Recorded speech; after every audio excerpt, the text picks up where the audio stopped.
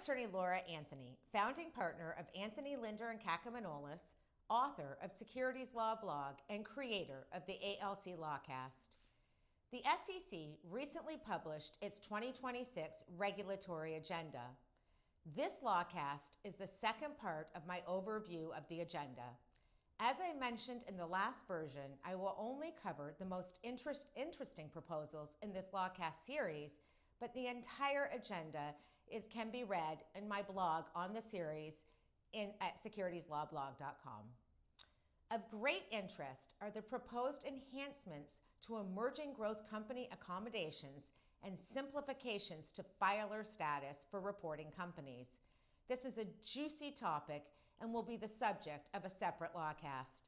Likewise, with the new proposed rules transforming the registration process and Form S-3 eligibility. On the agenda are changes to the foreign private issuers regulatory regime, including eligibility and reporting obligations.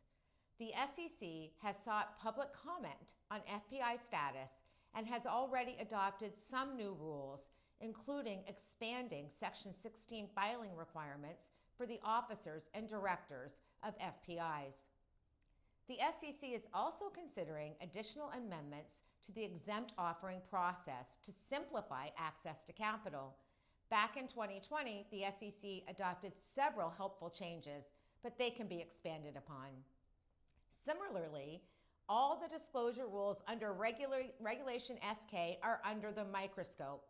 The SEC has a goal of rationalizing disclosures to facilitate more material disclosures and shareholder access to that material information.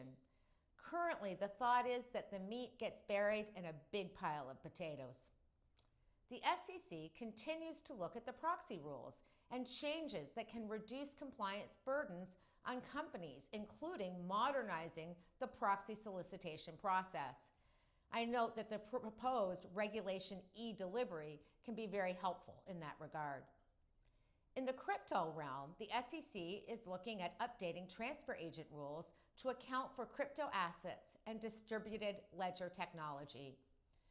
In what could result to a boost to OTC markets, the SEC has proposed changes to Rule 15c211 to add additional exemptions and allow for the publication or submission of quotations without specified information.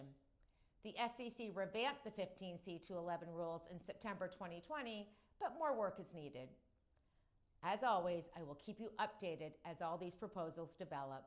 If you want to keep abreast of all matters related to capital markets, please subscribe to this channel.